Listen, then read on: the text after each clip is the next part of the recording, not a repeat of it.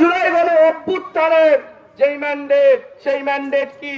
বিচার, সংস্কার, সার্বভৌমত্ব রক্ষা এবং এই বিচারের জন্য যেই সময় ক্ষেপণ করা হচ্ছে, সেই বিচার দ্রুত যখন হবে তখন তার জন্য কি করতে হবে ভাই? আমাদেরকে আগামী গণভোটে হা জয়যুক্ত করতে হবে। হা যদি জয়যুক্ত হয় তাহলে আমরা আজাদির পথে আছি। আমরা কিসের পথে আছি? এই আজাদি আমরা চাই। আমরা ভারতীয় আধিপত্যের অনেক বিরুদ্ধে কথা বলি, কিন্তু আমরা দেখেন কথা বলতে যাই আমাদের হাদি ভাইয়ের মতো অনেক ভাই কিন্তু আগামী দিনে বুলেট নিক্ষেপ করার জন্য তাক করে আছে। কারা? ফ্যাসিবাদের দোসর থেকে শুরু করে যারা ইন্ডিয়া দালালি করছে তারা কিনা? আমরা কি হাদি হত্যার বিচার চাই? আমরা হাদি হত্যার বিচার চাইলে ইনশাল্লাহ সবাই আমরা হা ভোটে যুক্ত করব। আমরা চাই এই বাংলাদেশ থেকে, আমাদের এই নওগাঁ এক আসন থেকে চাঁদাবাজি, দুর্নীতিবাজি, খুন খারাপ, হত্যা, অত্যাচার, জুলুম, নিপীড়ন এগুলো থেকে বাঁচতে। বাঁচার মানে কি? আজাদি। আমরা কে কে আজাদি চাই? আমরা গোলামি চাই না, আজাদি চাই। আমরা আজাদি চাই। সেই আজাদির মার্কা কি? সেই আজাদির মার্কা কি? সেই আজাদির মার্কা কি? আমরা এই আজাদির মার্কা প্রত্যেকটা ঘরে ঘরে পৌঁছে দিতে চাই 11 দলীয় জোটের মাধ্যম দিয়ে। আমরা এই বাংলাদেশে যেভাবে মুক্ত করবো আগামী দিনে 12 ফেব্রুয়ারি তাদের মুক্ত করব, এই চাঁদাবাজদের থেকে মুক্ত করব, এই আপনার সিন্ডিকেট বাজিদের কাছ থেকে মুক্ত করব। যাদের রক্তে আছে জিনিস এই কথা যে আমরা সহিংসতা চাই না। গত কালকে তারেক রহমান সাহেব বলেছেন যে আমরা হচ্ছে দখলবাজি এবং অত্যাচারী যারা আছে এবং আমরা হচ্ছে জিরো টলারেন্স দিয়ে আসবো সহিংসতার। আমরা ওয়েলকাম জানাই 11 দলীয় জোটের পক্ষ থেকে। কিন্তু আমাদের নওগাঁ এক আসনে গতকালকে ওনারা দলীয়গত মারামারি লেগে মাথা ফেটিয়ে ফেলছে। আমরা কি সহিংসতা চাই? সহিংসতার বিরুদ্ধে আমরা কোন অবস্থানে থাকবো? আগামী দিনে নওগাঁর এক বাংলাদেশ হবে, নওগাঁ এক হবে, আগামী বাংলাদেশ হবে সুশাসন, সংস্কার, সার্বভৌমত্ব এবং ন্যায় ইনসাফের জায়গা। তার জন্য আমরা কার বিজয় চাই? আমরা কার বিজয় চাই? ন্যায় ইনসাফের প্রতীক কোনটি? আমরা ঘরে ঘরে, বাড়ি বাড়ি, প্রত্যেকটা জায়গায় আমরা এই আওয়াজ পৌঁছায় দিব। কে কে দিব ভাই? আমরা সবাই দিব এবং ইনশাল্লাহ আমাদের এই নওগাঁ আসনে মাহবুবুল ভাই এবং দাঁড়িপাল্লার বিজয় হবে। সেই বিজয়ের শুভেচ্ছা জানিয়ে আগামী দিনে বিজয়ের মাঠে আমরা একত্রিত হব ইনশাআল্লাহ। ইনকিলাব, ইনকিলাব, ইনকিলাব, ইনকিলাব। 11 দলীয় জোট জিন্দাবাদ। সম্মানিত উপস্থিতি, আমরা একবারে শেষ দিকে চলে এসেছি। এই পর্যায়ে কথা বলার জন্য অনুরোধ করছি বাংলাদেশ জামায়াত ইসলামী নওগাঁ জেলার কর্ম পরিষদের অন্যতম সদস্য, নওগাঁ এক আসনের নির্বাচন পরিচালনা কমিটির আসন পরিচালক, 17 জন দায়িত্বশীল মৌলানা মোহাম্মদ নওশাদ আলী ভাই। আসসালামু আলাইকুম ওয়া রাহমাতুল্লাহ। নাহমাদুহু ওয়া নুসাল্লি আলা রাসূলিল কারীম, আম্মা বাদ। আউযু বিল্লাহি মিনাশ শাইতানির রাজিম। বিসমিল্লাহির রহমানির রহিম। সম্মানিত আজকের এই পোরশা উপজেলা গাঙ্গুরিয়া ইউনিয়ন কর্তৃক আয়োজিত এই জনসভার প্রধান অতিথি সহ 11 দলীয় ঐক্য জোটের নেতৃবৃন্দ, সামনে আমার উপস্থিত সিফার সালার কর্মী ভাইরা, শুকরিয়া সেই মহান রবের যে রব আমাদের আজকে একটি গুরুত্বপূর্ণ দিক নির্দেশনা কথা শোনার জন্য এখানে হাজির করে দিলেন, সে রবের শুকরিয়া আদায় করছি আলহামদুলিল্লাহ। দরুদ ও সালাম সেই মানবতার মুক্তিযোদ্ধা, সর্বকালের সর্বযুগের সর্বশ্রেষ্ঠ নেতা নবী কলি শিরোমণি, তার প্রতি দরুদ ও সালাম সাল্লাল্লাহু আলাইহি সাল্লাম। সম্মানিত উপস্থিতি, আমি সময় নিতে চাই না, বক্তব্য হয়ে গিয়েছে, আপনাদের শুধু ডাকা হয়েছে দিক নির্দেশনা, আমরা কথা শুনবো প্রধান অতিথির কাছ থেকে। আমি শুধু একটা কথা বলে শেষ করতে চাই। আমি এইভাবে উদাহরণ দিতে চাই, আমরা যে দামি লোক কারা, কারা মূল চালিকা শক্তি, কারা গাড়ির চালক, আমি কথা বলেই শেষ করবো। সেটি হলো বাটকারা সাজায় না, নিচে কেজি, তারপরে 500, তারপরে 200, তারপরে 50, তারপরে 20 গ্রাম। উপরে কারা আছে 20 গ্রাম, নিচে কারা কেজি। দাম কার বেশি? দাম কার বেশি? কেজির। আপনারাই হচ্ছে মূল চালিকা শক্তি। এই বিজয়ের মালা আপনাদের দ্বারাই সম্ভব। তা আপনাদেরকে এই উদ্যত আহ্বান জানাতে চাই, আসুন আগামী দিনের আপনারা এই চালিকা শক্তি আপনারা মাঠে ময়দানে বাড়িতে এবং কেন্দ্রে ভোট পড়া দিয়ে 12 তারিখের বিজয় ছিনিয়ে নিয়ে আমরা ঘরে ফিরবো ইনশাল্লাহ। এই কথা বলেই আপনাদের সকলের সুস্বাস্থ্য কামনা করে আমি আমার কথা শেষ করছি। ওয়াখির দাওয়ানা আলহামদুলিল্লাহি রাব্বিল আলামিন। সম্মানিত উপস্থিতি, এই পর্যায়ে কথা নিয়ে আসার জন্য অনুরোধ করছি আজকের এই প্রোগ্রামে, আজকের এই নির্বাচনী জনসভার প্রধান অতিথি, যার কথা শোনার জন্য আপনার চাতক পাখির মতো চেয়ে আছে, শ্রদ্ধাভাজন দায়িত্বশীল বাংলাদেশ জামায়াত ইসলামীর নওগাঁ জেলা কর্ম পরিষদের অন্যতম সদস্য, মেঘনাদলীয় জোটের মনোনীত প্রার্থী অধ্যক্ষ মাহমুদুল আলম। এই পর্যায়ে কথা নিয়ে আসার জন্য অনুরোধ করছি অধ্যক্ষ মাহমুদুল আলম ভাইকে।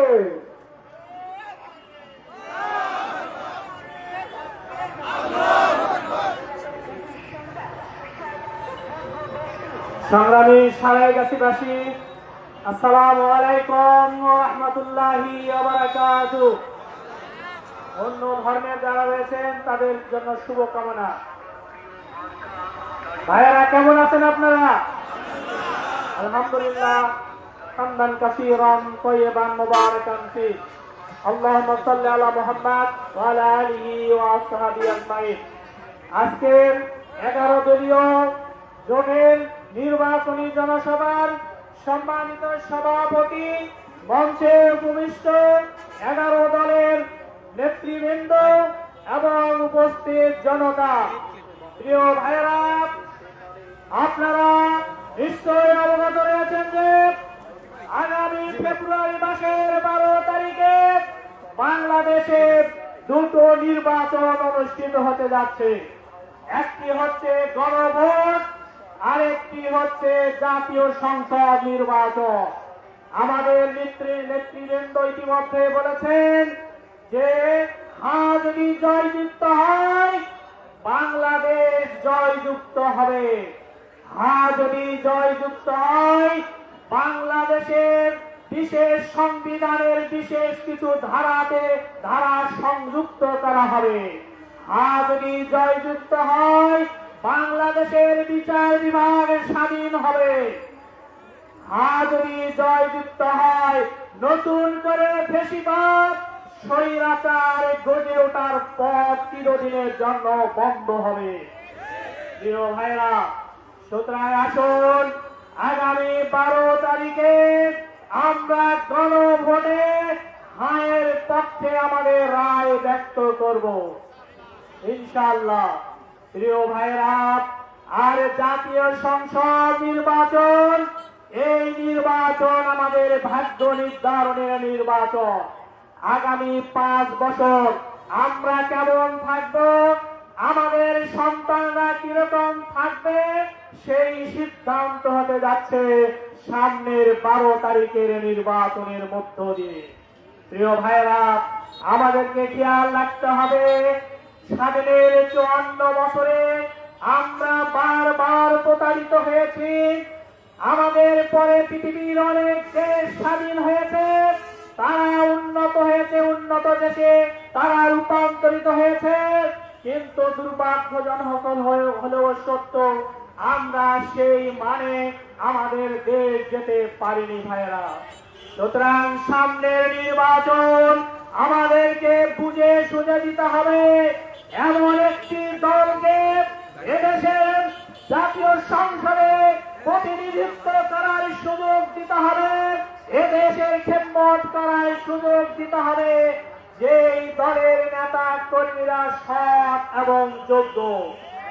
আমাদের খেয়াল রাখতে হবে ভাইয়েরা, আপনাদের সবার কাছে বাংলাদেশে যতগুলো রাজনৈতিক দল রয়েছে, কোন দলের নেতা কর্মীরা কিরকম, এগুলোর আমল নামা আপনাদের কাছে স্পষ্ট হয়ে আছে।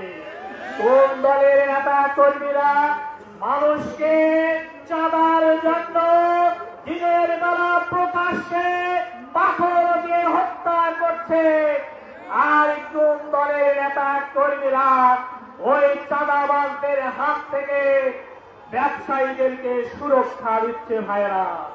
আজকে আপনারা ভালো করে জানেন কোন দলের নেতা কর্মীরা আপনাদের কুকুরগুলো কেড়ে নিয়েছে, কোন দলের নেতা কর্মীরা আপনাদের কুকুরের মাছগুলো মেরে নিয়েছে, কোন দলের নেতা কর্মীরা আপনাদের দ্বীপগুলো অন্যায় ভাবে কেড়ে নিয়েছে, কোন দলের নেতা কর্মীরা আমাদের অমুসলিম ভাইদেরকে হুমকি দিচ্ছে, কোন দলের নেতা কর্মীরা আমাদের অমুসলিম ভাইদের মন্দির ভেঙেছে। আমি কয়েকদিন আগে মিরপুরের ইউনিয়নের এক গ্রামে গিয়েছিলাম, সেখানকার আদিবাসী সম্প্রদায়ের লোকেরা বললেন ওই 5ই আগস্টের পর তাদের গির্জার পাঁচিল ভেঙে ফেলা হয়েছে। এগুলো আপনারা ভালো করে জানেন কারা এগুলো করছে, কারা সারাই গাছি মোড়ে, কারা সারাই গাছি মোড়ে ওই আমাদের অটো চালক ভাইদের কাছ থেকে চাঁদা আদায় করছে।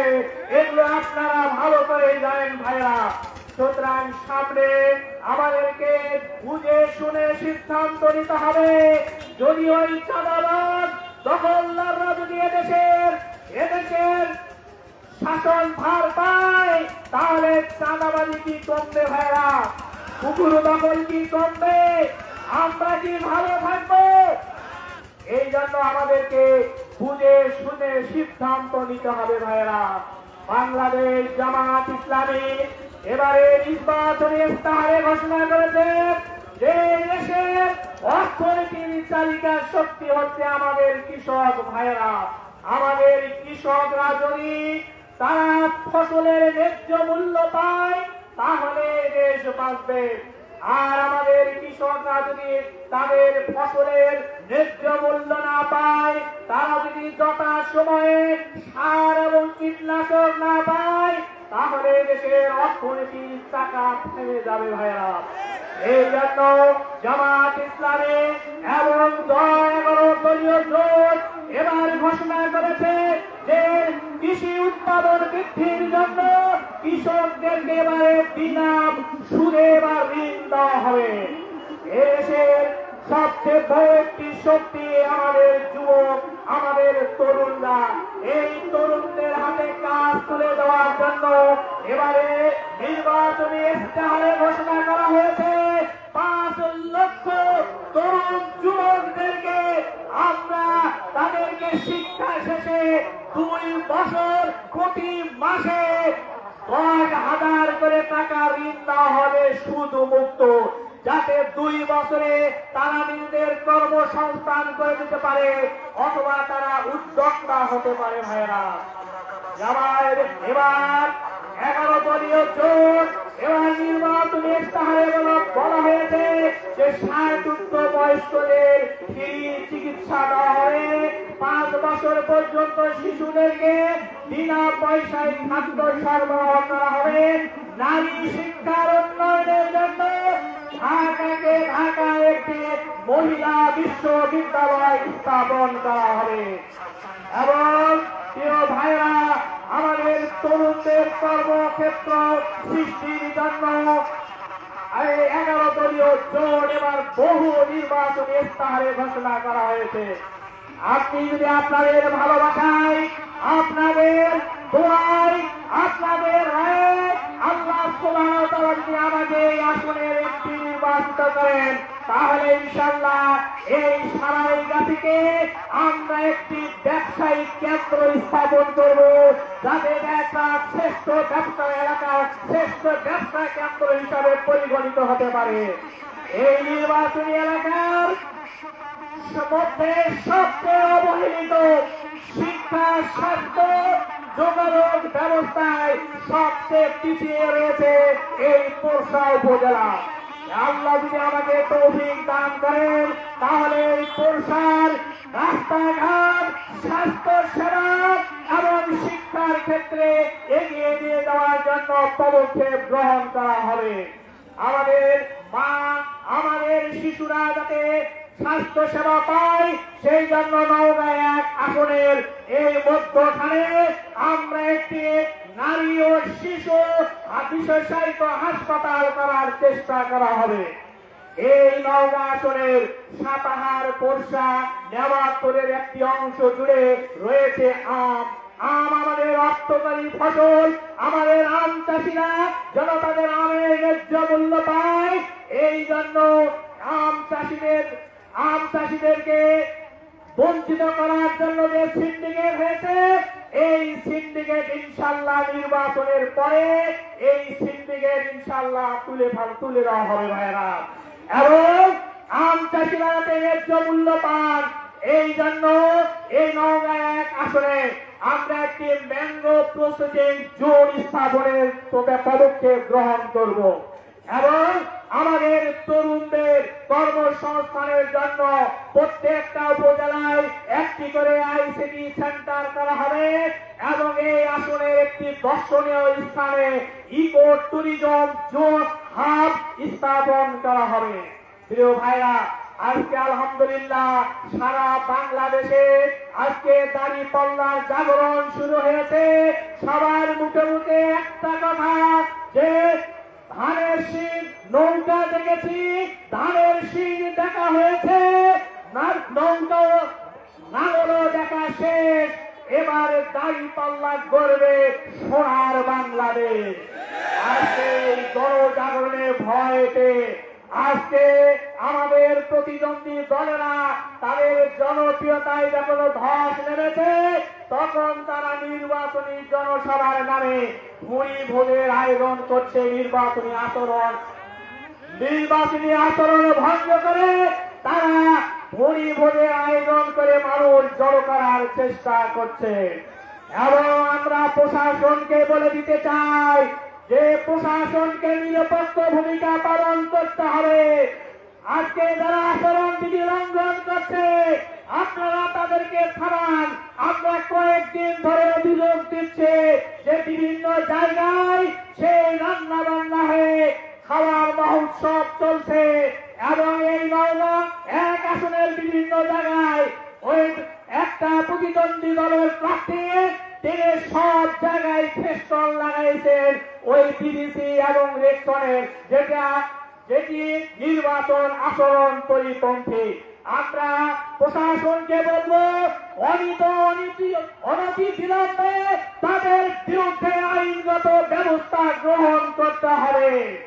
এবং সেই সঙ্গে আমরা দেখতে পাচ্ছি আমাদের নেতা কর্মীদেরকে ভয় ভীতি দেখানো হচ্ছে। আমি সেই দিন এক আদিবাসী পল্লীতে গিয়েছিলাম, আমাদের মায়েরা বলছে আমাদেরকে হুমকি দেওয়া হচ্ছে, আমরা যদি ভোট কেন্দ্রে যাই আমাদেরকে রাতের বেলা আমাদের ঘর বাড়ি জ্বালিয়ে দেওয়া হবে। আমরা প্রশাসনকে বলতে চাই এদেশের মানুষ দীর্ঘদিন থেকে ভোটের অধিকার থেকে বঞ্চিত হয়েছে। আগামী ভোট উৎসব মুখর পরিবেশে এদেশের মানুষেরা ভোটাধিকার প্রয়োগ করবে। আজকে যদি এই ভোটাধিকার প্রয়োগে বাধা সৃষ্টি করা হয় তাহলে এই প্রশাসনের বিরুদ্ধে এই দেশের মানুষ প্রদর্শিত জবাব দেবে এবং এই প্রশাসনকে চিহ্নিত করবে ইনশাআল্লাহ।